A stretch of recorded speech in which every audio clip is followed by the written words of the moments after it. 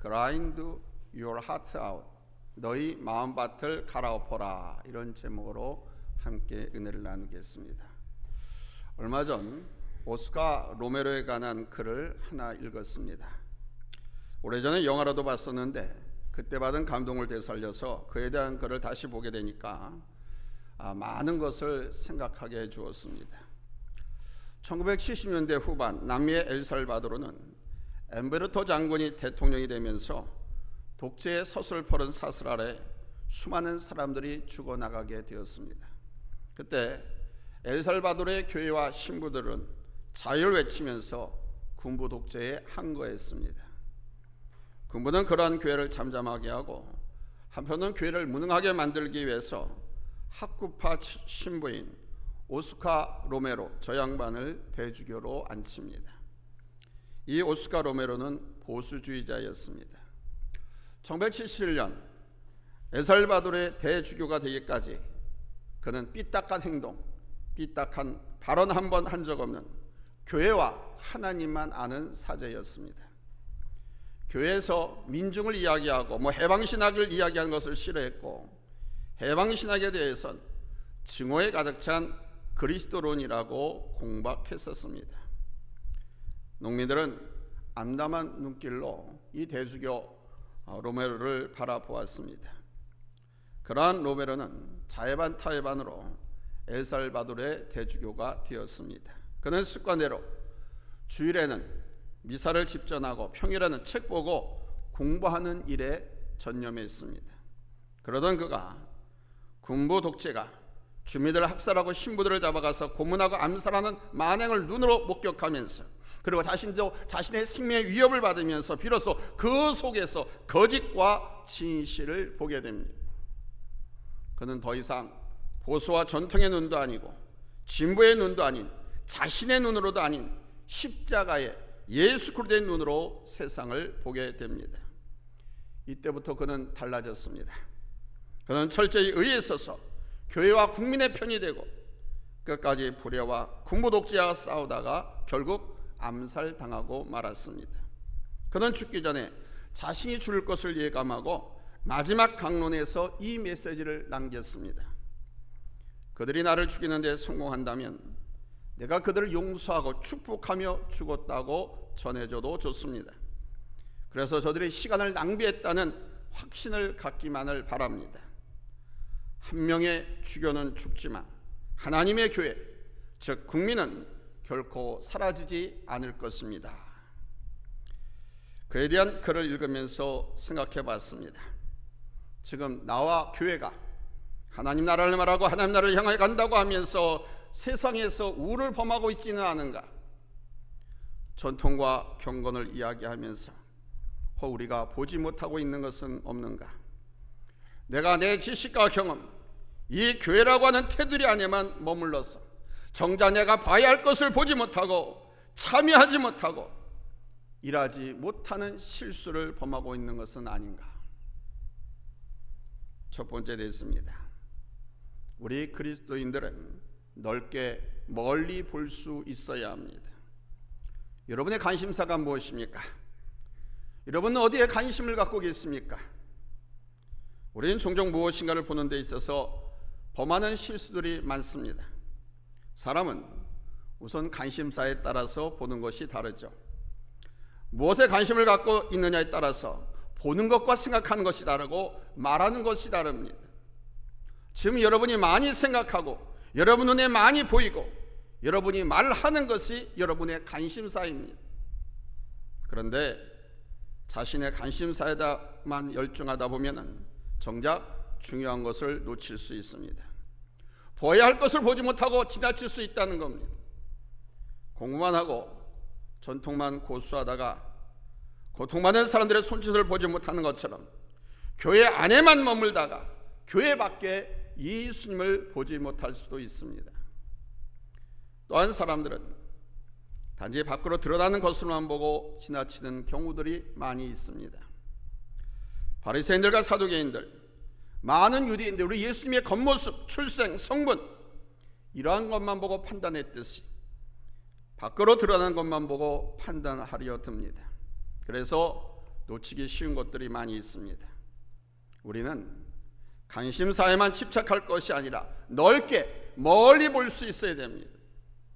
그리고 표면적인 것만이 아니라 이면적인 것을 볼 수 있어야 하고, 죽은 것보다는 산 것을 볼 수 있어야 하고, 익숙한 것보다는 변화되어야 할 것, 편한 것보다는 좀 불편한 것, 바꾸어진 것을 볼 수 있어야 합니다.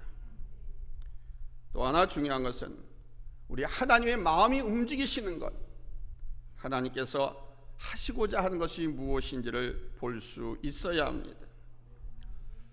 베드로 요한이 하루는 오후 3시경에 기도하러 예루살렘 성전으로 올라가고 있었습니다. 유대인들은 관습에 따라서 하루에 3차례 기도하는 시간이 있습니다. 지금도 마찬가지입니다. 아침 9시, 정오 12시, 오후 3시, 이렇게 3번의 기도 시간이 있습니다. 이 시간만 되면 사람들은 일제히 하던 일손을 멈추고 예루살렘을 향해서 엎드려 기도합니다. 그리고 예루살렘 안에 있는 사람들은 예루살렘 성전에 올라가서 기도했습니다. 그렇다고 예루살렘 성 안에 사는 사람들이 이 3번을 다 기도하기 위해서 성전에 올라가는 것은 아닙니다. 이 3번의 기도 시간 중에 한 번을 정해놓고 기도하는 것입니다. 베드로와 요한은 오후 3시에 예루살렘 성전에서 기도하는 시간을 드렸습니다. 그래서 지금 이 시간에 기도하기 위해서 성전으로 올라가고 있는 것입니다. 그런데 성전으로 가는 길에 성전 미문에 앉아있는 앉은뱅이를 보게 됩니다. 이 미문은 오늘날 황금문이라고 불리는 문인데, 구리와 은금을 사용해서 고린도 양식이 아주 화려하게 만들어졌기 때문에 아름다운 문, 미문이라고 불려졌습니다. 이 문으로는 여인들과 이방인들이 출입할 수 있었다고 합니다. 이곳을 통해서 하나님을 알지 못한 사람들이 하나님을 알아갈 수 있었고, 또한 소외되었던 여인들이 이 문을 통해서 하나님을 만나는 새로운 은혜의 체험을 할 수 있었습니다. 그래서 사람들은 이 문을 아름다운 문, 즉 미문이라고 불렀던 것입니다. 바로 이곳에 앉은뱅이가 자리를 딱 잡고 구걸을 하고 있었습니다. 이 앉은뱅이는 나면서부터 앉은뱅이가 되어서 지금 나이가 40살쯤 되었다고 합니다. 40년 동안 걷지도 못하고 뛰어보지도 못해본 사람입니다. 저 사람이 할 수 있는 일이라고는 구걸하는 것밖에 없었습니다. 그러나 늘상 그곳을 지나다니는 사람들에게는 눈에 익숙한 한 거린에 불과했습니다. 하루도 빼놓지 않고 그곳에 나와 있는 사람이기 때문에 대부분의 사람들 눈에는 그냥 한 점의 기구나 조각 또는 무언 기구, 뭔가 놓여 있는 것에 불과했을 것입니다. 베드로와 요한의 눈에도 마찬가지였습니다. 베드로와 요한이 매일 그 시간에 성전으로 올라가면서 그를 보았을 것입니다. 처음에는 좀 궁일한 마음에 몇 푼씩 던져 주었을지도 모릅니다. 그러나 늘 익숙한 사람입니다. 언제나 한결같이 그곳에 앉아있는 사람입니다. 그래서 이제는 그냥 지나치는 거예요. 궁일한 마음도 또 도와줘야겠다는 마음도 둔감해졌습니다. 그냥 앞에 있는 사람에 불과했습니다. 그런데 오늘 베드로와 요한이 바라보는 눈은 달랐습니다. 늘상 봐오던 앉은뱅이입니다. 그러나 오늘 베드로와 요한의 눈은 단지 구걸하는 앉은뱅이가 아니었습니다. 그를 통해서 하나님의 일이 있고 그를 통해서 복음의 생명이 얼마나 중요한지를 보여주는 시각으로 바뀌었습니다. 사실 오늘 이 사건은 단지 베드로와 요한이 기적을 일으키는 단순한 사건만을 가리키지 않습니다. 사람들의 눈에는 기적으로 보일런지 모르지만 이것은 복음입니다. 주님께서는 베드로와 요한을 통해서 이 앉은뱅이를 향한 하나님의 궁휼하심과 능력으로 하나님의 나라를 보이시면서 예수 그리스도의 복음과 생명을 드러내신 것입니다. 성경의 흐름이 그렇습니다. 여러분, 이스라엘 역사를 통해서 하나님께서는 단지 저들이 잘 사느냐 못 사느냐, 승리냐 패배냐, 성공이냐 실패냐를 보이시는 것이 아닙니다. 일관되게 보여주시는 메시지가 있지요. 출애굽 과정에서 나타난 수많은 기적과 우리 하나님의 역사를, 가나안 땅에 들어와서 이스라엘 백성을 통해 행하신 하나님의 놀라운 일들을 통해 보여주시는 것은 단지 이스라엘 백성만을 위한 것이 아닌 만 백성을 향한 하나님의 구원의 역사를 드러내신 것입니다. 바로 예수 그리스도와 구원, 하나님의 나라인 것입니다. 성전 미문에 앉아있는 이 불쌍한 안전뱅이를 고치신 것도 하나님의 백성과 교회가 예수 그리스도와 복음 안에서 어떻게 살아가야 하는 것을 보여주신 사건입니다. 먼저 우리 그리스도인은 이 마음과 시선이 달라져야 합니다. 마음이 달라지면 보는 것도 달라집니다. 말하는 것도 달라집니다. 마음이 달라지면 생각이 달라져요. 생각이 달라지면 말하는 것, 행동하는 것, 사는 것이 달라지자 늘 말씀드리지 않습니까? 하나님께서 우리를 통해서 행하신 일들도 마찬가지입니다. 이제 우리는 하나님의 백성, 하나님의 자녀, 하나님의 사람들 아닙니까? 아멘 아닙니까? 여러분, 하나님의 백성, 하나님의 자녀들 아닙니까? 아니라고 하면 오늘 설교 들을 필요 없어요. 나하고는 아무 상관이 없어요. 하나님께서는 여러분을 사랑하셔서 여러분을 자녀 삼으시고 당신의 백성 삼으시고 천국인으로 인치신 줄로 믿습니다. 그래서 오늘 이렇게 불러주신 줄로 믿습니다. 여러분이 하나님의 자녀이기 때문에 어리숙하고 설교도 잘 못한 이용수 목사의 설교가 여러분들에게 싹싹 들어오는 거예요. 이해되어지는 거예요. 아멘 되어지는 거예요. 하나님의 자녀가 아니면 무슨 소리 하는지 들리지도 않습니다. 여러분 스스로가 자긍심을 가지세요. 이 설교가 들린다고 하면 우리를 통해서 하나님께서 은혜를 베푸시고 역사를 행하기도 하시고 이런저런 많은 일들을 행하십니다. 우리는 어떤 면에서도 여러분 우연히 된 것이 없습니다. 창세전부터 하나님의 계획 속에 있었고 지금도 하나님의 계획 속에 이끌려서 살아가고 있는 것입니다. 그 안에서 우리에게 구원의 은혜를 베푸시고 믿음의 은혜를 더하셨으며 복음의 생명력과 능력도 더하셨습니다. 그렇게 행하시는 것은 바로 예수 그리스도를 드러내시고 복음 안에서 살아가는 생명의 삶을 보이시기 위한 것입니다. 그렇다면 이제 우리는 먼저 이 마음이 달라지고 시선이 달라져야 합니다. 사도 베드로와 요한의 눈으로 달라져야 합니다. 여러분, 베드로와 요한의 눈이 어떻게 달라졌습니까? 예수님과 성령이 바로 그 정답입니다. 예수님의 눈으로, 예수님의 생각으로, 성령님의 눈으로, 성령님의 마음으로 바뀐 것입니다.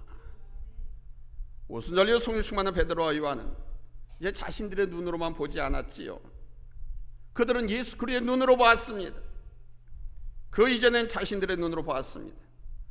자신들의 육체의 눈으로 보았기 때문에 예수님을 정치적 목적을 위한 메시아로 봤었습니다. 그래서 실수했지요. 그래서 오해했지요. 그래서 죄를 지었지요. 사도계인들과 바리새인들을 비롯한 대부분의 유대인들도 마찬가지입니다. 그들이 하나님의 백성들이라고 자칭했지만 그들이 보는 눈은 자신들의 눈으로만 바라볼 뿐이었습니다. 그래서 예수님에 대해서 시기하고 질투하고 이제 그것을 넘어서서 예수님을 죽이기를 음모했습니다. 한창 좋아서 따르던 무리들마저 예수님을 배반하고 십자가에 죽이라고 소리쳤습니다.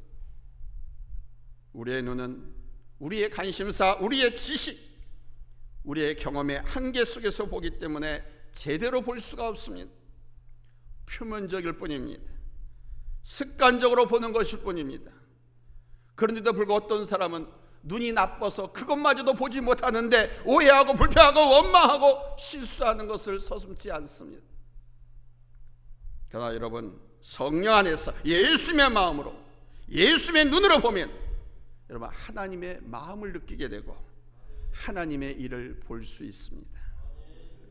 베드로와 요한이 성령으로 말미암아 이제 주님의 눈으로 보았기에 이제는 자신의 눈으로만 보던 환경과 사람의 영역을 넘어서서 보게 된 것입니다. 성령 안에 거하면 거할수록 그 사람의 시각은 점점 넓어지고 깊어집니다. 그래서 성령 충만 받으라고 늘 강조하는 거예요. 시간이 흐를수록 사도들은 자신들의 역할을 해야 할 곳이 더 멀리 넓게 있다는 것을 알게 되었습니다. 그래서 예루살렘에만 머물지 않고 이방 땅으로도 나가게 되었습니다. 베드로는 피장의 시몬의 집에 머물기도 하고 로마의 백부장 고넬료의 집에 가기도 했습니다. 그리고 최종적으로 베드로는 로마에까지 가게 되었습니다. 어떤 눈으로 보느냐, 누구의 시각으로 보느냐는 우리의 삶의 차원을 다르게 만드는 겁니다. 저는 이것을 점점 더 느끼고 있습니다. 이곳 안산의 교회 개척 초기 때는 예배를 잘 드리고 또 목사로서 설교만 잘하면 된다라고 생각했습니다. 그래서 한국에서 또 이 안산에서 내노라는 목사님들 설교를 다 수집을 하고 그걸 다 분석을 하고 이 지역에 사는 사람들의 성향, 이 사람들의 수준, 모든 것을 다 분석을 해서 나름대로 데이터를 집적해가지고 설교의 방향과 포인트를 설정을 해서 설교를 해왔습니다. 그런데 성령께서는 그것만은 아니고 성도들과의 관계와 제자 훈련의 중요성을 알게 해주셨습니다. 특별히 제자로서의 삶이 얼마나 중요한지를 깨닫게 해주셨습니다. 그래서 성경대학과 제자훈련, 재직훈련에 집중해 왔습니다. 앞으로도 하나님께서는 오직 진리 안에서 더 깊고 높은 시각으로 보게 하시고 알게 하시리라고 믿습니다. 저는 우리 모두가 이러한 눈으로 사람과 세상을 보면서 하나님께서 우리를 통해서 무엇을 하기를 원하시는지를 우리 모두가 알게 되기를 원합니다. 그래서 하나님의 귀한 일들을 하고 하나님 나라의 복음을 확증하는 삶이 될 수 있으기를 예수님의 이름으로 축원합니다. 하나님의 시선이 머무는 것, 하나님께서 우리를 통해서 하시길 원하시는 그 일을 우리가 볼 수 있고 그 일을 봐야 우리가 그 일을 할 수 있습니다. 그 시각을 가지시기를 예수님의 이름으로 축복합니다. 지금 당장 눈앞의 것만이 아닌 넓게 멀리 우리 주님께서 이 땅에 오시면서부터 골고다 언덕의 십자가와 저천성을 바라보시면서 복음을 증거하고 골고다 언덕의 삶을 살아셨던 것처럼 우리가 오늘 이렇게 힘들고 어려운 이 시절을 지나고 있지만 하나님께서 우리에게 주신 비전, 하나님께서 나에게 주신 비전, 그 꿈을 바라보면서 오늘도 믿음으로 인내하고 기도하면서 성령 충만한 가운데에 이 마음을 가지시고 여러분 행복하게 평화롭게 성령 충만하게 살아가시기를 예수님의 이름으로 축원합니다. 할렐루야, 할렐루야. 그런데 우리가 이와 같은 눈을 갖기 위해서는 먼저 마음이 달라져야 합니다.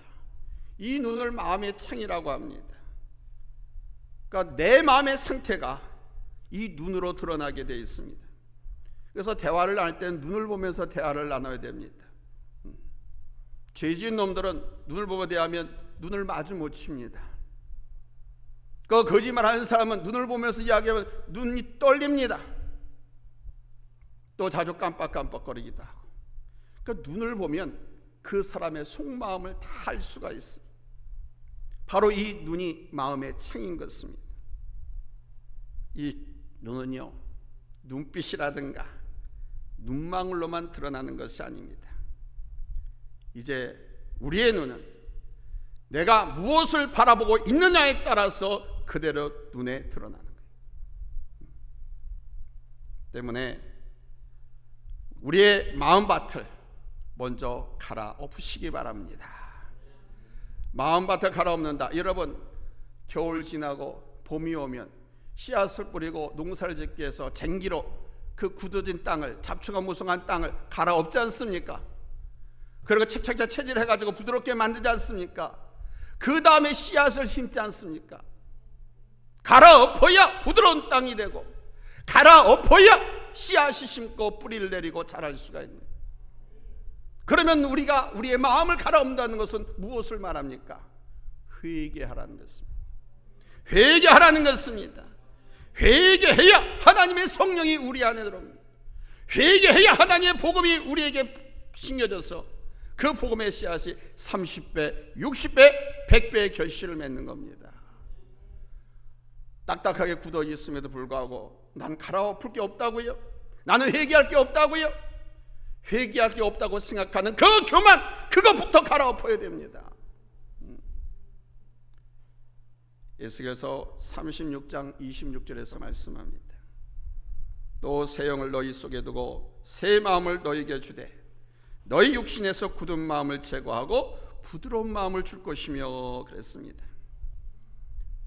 예수님 당시 사도들이 오순절 성령 강림을 예루살렘 거리에서 전도할 때 여러 나라, 여러 지역에서 온 유대인들이 자기네 나라, 자기들이 사는 지방의 방언으로 들려오는 것을 보고 놀랐습니다. 아니, 지금 저 말하는 사도들, 베드로와 요한, 예수님의 제자들, 유대 땅을 한 번도 벗어나 본 적이 없는 무식쟁이들인데, 아주 평범한 어부 출신과 세리 출신들인, 아니 그런 사람들이 자기네 나라 말로 설교를 하는 거예요. 복음을 전하는 거예요. 사도 베드로와 예수님의 제자들은 각 나라 말로 복음을 전한 게 아닙니다. 바로 이스라엘 언어, 아람어로, 유대어 언어로 복음을 전했는데 각 나라에서 온 사람들이 자기네 나라 방언으로 들은 겁니다. 그러니까 기업하지 않을 수가 없었죠. 이게 뭐냐? 도대체 저 무식쟁이들이 유대 땅을 한 번도 벗어난 적이 없는 저들이 어떻게 우리나라 말로 하지? 착각했습니다. 오해했습니다. 그래서 어떤 사람들은 저들이 쇠술에 취했다고도 하고, 바로 볼 줄 아는 사람들은 저들이 하나님의 큰 일을 말한다라고 말했습니다. 이에 베드로가 저들에게 설교하면서 회개를 촉구했지요. 사도행전 2장 38절에 너희가 회개하여 각각 예수 그리스도의 이름으로 세례를 받고 죄 사함을 받으라. 그리하면 성령의 선물을 받으리라. 너희가 회개하여 각각 예수 그리스도의 이름으로 세례를 받고, 할렐루야, 할렐루야. 회개할 때, 곧 우리의 마음을 갈아엎을 때 여러분 새로워지고 성령이 임하는 것입니다. 예수님께서 부활 승천하신 후 사도들과 예수님의 모친 그리고 형제들을 비롯한 120여 명의 성도가 한 것이 무엇인지 아십니까? 기도했습니다. 저들은 마가 다락방에 모여서 회개의 기도를 많이 했을 겁니다. 자신들의 욕심에 따라서 예수님을 따랐던 것, 하나님의 말씀을 온전히 믿지 못했던 것, 주님의 말씀을 믿지 못하고 깨닫지 못했던 것, 주님을 배반하고 떠났던 것, 온전히 사랑하지 못했던 것, 사두개인들과 바리새인들, 로마 병사들이 두려워서 숨고 피했던 것, 복음 안에서 당당하지 못했던 것, 가족에, 자녀에게, 이웃에게 예수는 그리스도라고 예수 믿자고 전하지 못했던 것 등등, 저들은 마음을 갈아엎었습니다. 회개했습니다. 울며 불며 2층 꼭대기에 모여서 기도하는데 진동이 날 정도로, 주변 사람들이 다 알을 정도로 엉엉 울면서 하나님 앞에 회개했습니다. 그게 마음을 갈아엎은 것입니다. 그 갈아엎은 그 마음 속에 여러분 오순절날 성령께서 임하신 줄로 믿습니다. 아멘. 마음을 갈아엎으면 갈아엎은 그 마음 속에 생명의 역사가 있을 수밖에 없는 겁니다. 우리의 마음밭을 기경하지 않으면, 내 마음밭을 회개하지 않으면 우리 안에 새로운 생명의 역사가 일어날 수 없습니다. 우리의 마음밭이 기경될 때 성령께서 내 안에서 살아 역사하시고 하나님의 말씀이 내 안에 심겨져서 생명력을 가지고 우리의 마음밭을 갈아엎을 때 예수님께서 내 마음의 자리를 잡고 계시는 겁니다. 내 마음의 중심에 자리 잡으시고 나의 주님이 되신, 내 마음, 내 생각의 한 구석에 있는 것이 아니라 내 마음 중심에 자리를 잡고 나의 주님이 되시. 그래서 그분의 마음이 내 안에서 움직이고 그분의 사랑으로 우리가 행하게 되고 그분의 시선으로 보게 되는 것입니다. 그때 바로 보게 되고 새로운 것을 보며 하나님의 일을 하게 되는 것입니다. 이것이 새로운 역사고 새로운 은혜인 것입니다. 사랑하는 성도 여러분, 여러분은 지금 무엇을 보고 계십니까? 내 관심사에만 집착하고 그것만 보려고 하지는 않습니까? 아니면 늘 익숙하다는 것, 편한 것, 그냥 거기에 그대로 묻혀 있지는 않습니까? 아니면 겉으로 드러나는 것만 보고 그것으로 판단하고 스쳐 지나가고 있지는 않습니까? 우리의 지식의 눈과 경험의 눈, 편견의 눈을 갖고 볼 때는 그럴 수밖에 없습니다. 그러면 그 속에 있는 하나님의 일과 하나님의 뜻을 볼 수가 없습니다. 또한 하나님의 사랑을 나타낼 수도 없지요. 세상은 하나님의 존재를 원하고 하나님의 사랑을 보여주기를 원하는데 우리가 저들과 똑같이 산다면 우리는 아무것도 할 수 없습니다. 성령 안에서 예수 그리스도의 눈을 가질 때 우리가 지금까지 보지 못했던 것을 보게 되고 무의미하게 보인 것도 그 속에 우리 하나님의 엄청난 계획과 뜻이 있음을, 최종적으로는 복음과 생명, 삶의 소중함을 보게 되는 것입니다. 우리의 마음밭을 기경하면서 우리의 마음밭을 갈아엎으면서 우리 주님의 마음과 눈을 갖고 살아갑시다. 아멘. 그러면 절대 포기하지 않습니다. 주저하지 않습니다. 두려워 떨지 않습니다. 염려하지 않습니다. 멀리 넓게 내다보십시오. 하나님의 약속, 하나님의 꿈, 하나님의 비전을 바라보십시오. 아멘. 하나님은 우리와 함께 하십니다. 하나님은 여러분을 사랑하십니다. 하나님은 우리를 사랑하십니다. 하나님은 우리의 아버지가 되시고 우리는 그분의 자녀이기 때문입니다. 기도하겠습니다.